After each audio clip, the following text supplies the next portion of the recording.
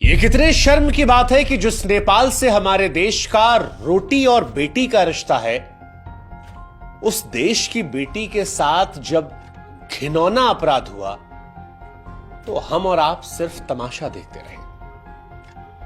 ये कितने अफसोस की बात है कि जिस देश के साथ हमारे गहरे संबंध हैं, उस देश की बेटी के साथ हमारे यहां पाप हुआ और हम और आप कुछ नहीं कर पाए। जिस देश से हमारा सांस्कृतिक और संस्कारों का नारा है, उस देश की बेटी के साथ जब अत्याचार हुआ तो हम तमाशबीन बने रहे। KIIT यूनिवर्सिटी में नेपाल की बेटी पढ़ने आई थी, कुछ बनने के लिए आई थी, बेहतरी के ख्वाब बुनने आई थी, मगर एक आवारा बदमिजाज लड़के की वो शिकार हो गई। अफसोस इस बात का और ज्यादा है कि जब बेटी के साथ ज्यादती हुई तो कॉलेज के प्रशासन ने कार्रवाई करने की जगह लीपापोती शुरू कर दी। नेपाल की बेटी को इंसाफ दिलाने की बजाय नेपालियों पर दाग लगाने की कोशिश कर दी। तुम्हारे कंट्री का उतना बजट होगा, बच्चों को फ्री में पढ़ा रहे हो, तुम्हें दिखाई नहीं दे। You should feel proud of your university. You should feel... Hindustan को शर्मसार करने की कोशिश कर दी। KIIT प्रशासन क्या सोच रहा था कि उनका पाप सामने नहीं आएगा? सच्चाई सामने आती है और यह तो एक बच्ची की मौत का मामला था। मन में सवाल आता है कि क्या कसूर था उस बिटिया का? यह कसूर था कि वो नेपाल से ओडिशा पढ़ने के लिए आई थी, ये कि वो लिंगा इंस्टीट्यूट ऑफ इंडस्ट्रियल टेक्नोलॉजी में कंप्यूटर साइंस पढ़ रही थी, ये कि वो एक आवारा बदमिजाज और बदतमीज लड़के के साथ रिलेशनशिप में थी, या ये कि वो हमारे पड़ोसी देश की नागरिक थी, उस देश की नागरिक जहां से माता सीता खुद हिंदुस्तान आई थी। सच कहें तो कोई कसूर नहीं उस बेटी का, ऐसा कोई कसूर नहीं है जिसके लिए प्रकृति को अपनी जान गंवानी पड़ी, मगर उसे जान गंवानी पड़ी। लेकिन प्रकृति की मौत के बाद जो कुछ हुआ वो और ज्यादा हैरान करने वाला था। प्रकृति की मौत के बाद पर्देदारी का एक ऐसा खेल शुरू हुआ जिसमें मौत किस वजह से हुई, किस कंडीशन में हुई, जिम्मेदार कौन है, कसूरवार कौन है, इन सारी बातों को हटाकर यूनिवर्सिटी प्रशासन का शर्मनाक, नाकाबिले बर्दाश्त रवैया देखकर आज 140 करोड़ हिंदुस्तानी शर्मसार है।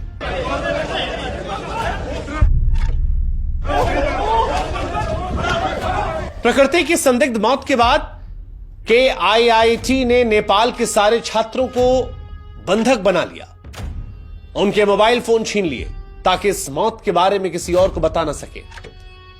कहा जाता है कि उन्हें मारकर भगाया गया, कहा गया अपने देश चले जाओ। छात्रों ने विरोध जो किया था उसके वीडियोस देखकर हम सब शर्मसार हैं। अब ये जो वीडियो हम आपको दिखाने वाले हैं, इसे देखकर हमें हिंदुस्तानी होने पर शर्म आ रही कि ऐसे लोग भी हमारे देश में रहते हैं। 40,000 बच्चों को अभी खिला रहा है, पढ़ा रहा है। तुम्हारे कंट्री का उतना बजट होगा। ओडिशा के KIIT की ये दो प्रोफेसर हैं। पहली का नाम है मंजूषा पांडे। मंजूषा नेपाली छात्रों से कहती हैं कि 40,000 छात्रों को मुफ्त में खाना खिलाती है। अरे मैडम माफ कीजिएगा, वो खाना आप अपनी जेब से नहीं खिलाती है, उसके बदले में इंस्टीट्यूट इन बच्चों से मोटी फीस लेता है। जिस हॉस्टल में रहते हैं उसकी फीस देते हैं। आप इस भ्रम से निकल जाइए कि आप अपनी जेब से इनको खाना खिला रहे हैं। और दूसरी प्रोफेसर, वो इनसे भी 4 कदम आगे, नाम जयंती नाथ, नेपाल के छात्रों को बता रही हैं कि जितने का वो छात्रों को खाना खिला रही हैं वो उनके देश नेपाल के बजट के बराबर है। तुम्हारे कंट्री का उतना बजट होगा। सच कहे तो यकीन नहीं हो पा रहा कि किसी प्रोफेसर की सोच इतनी छोटी, घटिया कैसे हो सकती है, वो भी इस स्थिति में जब एक लड़की की मौत हुई है, संदिग्ध परिस्थितियों में मौत हुई है।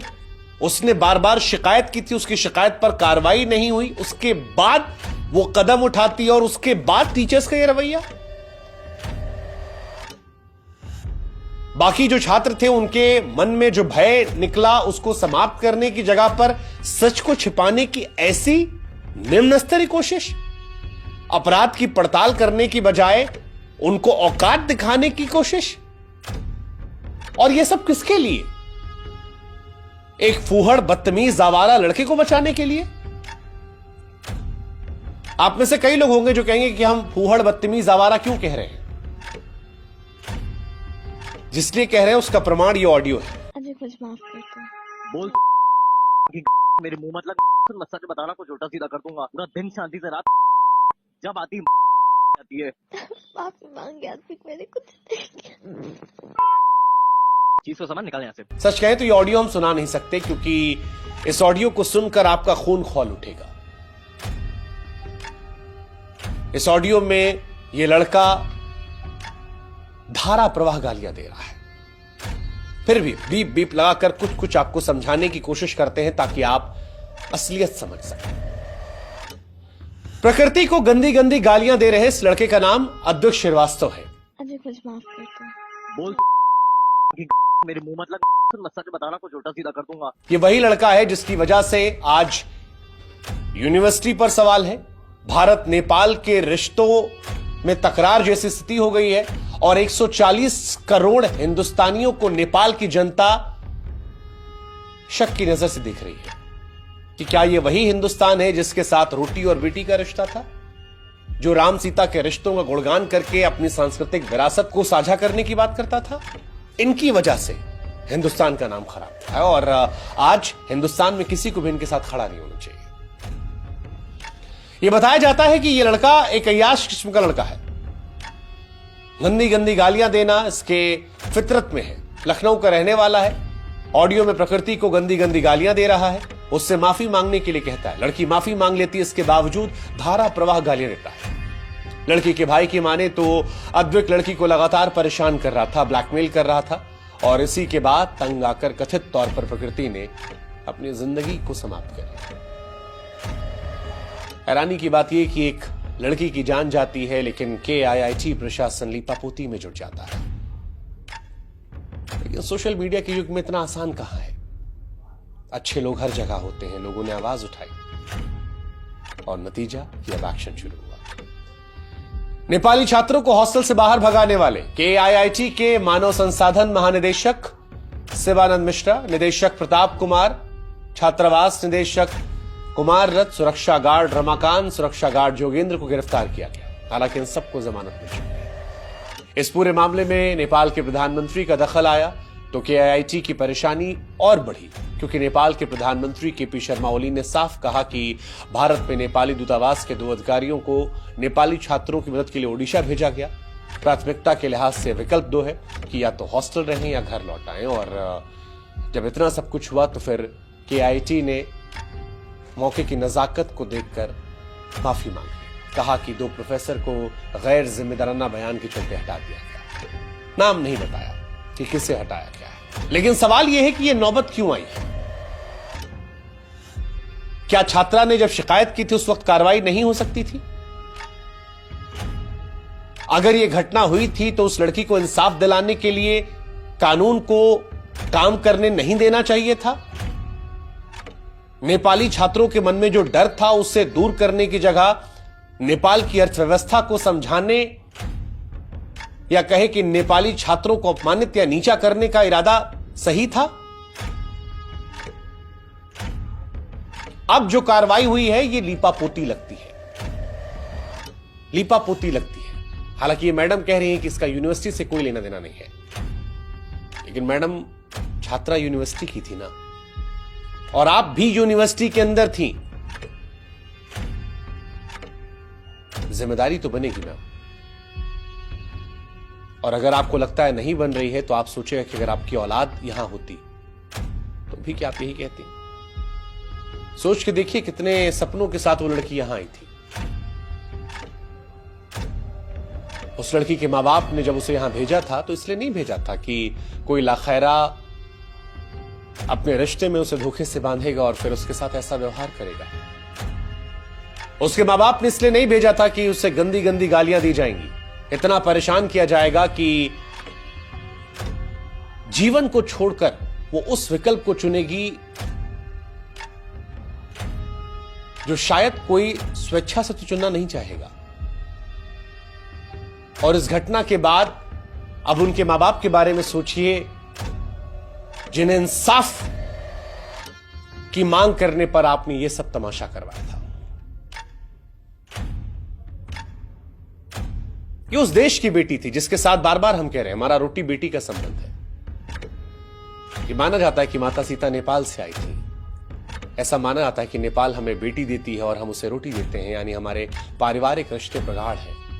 उस देश की लड़की के साथ ऐसी निर्मम क्रूरता होती है और सब तमाशबीन बने रहते हैं। आज हम पूछना चाहते हैं कि KIIT यूनिवर्सिटी इस लड़की के पिता को क्या जवाब देगी। आज हम पूछना चाहते हैं कि आरोपी बदतमीज जौद्दुक पर क्या कार्रवाई होगी। आज हम पूछना चाहते हैं कि क्या गारंटी है कि इस यूनिवर्सिटी में दोबारा किसी विदेशी छात्र को इससे नहीं गुजरना पड़ेगा। क्या गारंटी है कि इस घटना के शांत हो जाने के बाद, सोशल मीडिया के शांत हो जाने के बाद किसी विदेशी छात्र से KIIT का स्टाफ बदतमीजी नहीं करेगा। ये सारे सवाल इसलिए क्योंकि एक बिटिया नहीं मरी है, पूरा परिवार मर गया है। परिवार के सपने मर गए हैं, उसका भरोसा मर गया है, उसकी चाहतें मर गई हैं। पिता को समझ नहीं आ रहा, शब्द नहीं फूट रहे कि क्या बोलें, क्या बताएं, क्योंकि जो वो सह रहे हैं वो हम और आप नहीं सह सकते। हां, हम और आप कुछ कर सकते हैं, कह सकते हैं, वो ये कि नेपाल वालों को बताएं कि हम हिंदुस्तानी ऐसे नहीं हैं। और इसीलिए आज मैं सभी नेपाल वासियों से हाथ जोड़कर विनती करते हुए यह कहना चाहूंगा कि मेरे नेपाल के दोस्तों, KIIT यूनिवर्सिटी में जिसने हमारी बिटिया के साथ अत्याचार किया, जिसने उस अत्याचार को छिपाने की कोशिश की, इनसे हमारा भारत नहीं बनता। भारत के सच्चे लोग वो हैं जो वसुधैव कुटुंबकम के सूत्र पर चलते हैं। हम वो लोग हैं जो बेटी को देवी का दर्जा देते हैं। हम वो लोग हैं जो यत्र नार्यस्तु पूज्यते रमन्मत तत्र देवता के सिद्धांत पर चलते हैं। हां, हम मानते हैं कि ओडिशा में जो कुछ हुआ उसने पूरे देश को शर्मसार किया है और हम उसको लेकर शर्मिंदा हैं। जो घटना हुई उसको लेकर भी और घटना के बाद जो हुआ उसको लेकर भी नहीं होना चाहिए था, बिल्कुल नहीं होना चाहिए था। कैसे एक बच्ची खुदकुशी पर मजबूर हो सकती है, यह अपराध है। जिस तरह से मामले को छिपाने की कोशिश हुई वो भी नहीं होना चाहिए था। नेपाली छात्रों को बंधक बनाना, उनके डर के बीच उनका फोन छीनना, ये चोरी के बाद सीना चोरी जैसा था। लेकिन फिर भी हम आपसे कह रहे हैं, जो हुआ वो हम ठीक नहीं कर सकते, लेकिन इंसाफ की लड़ाई में हम आपके साथ हैं। सभी नेपाल वासियों से हम कहना चाहते हैं कि हम सभी हिंदुस्तानी आपके साथ हैं। इस जुल्म के खिलाफ आपकी आवाज में हमारी भी आवाज है।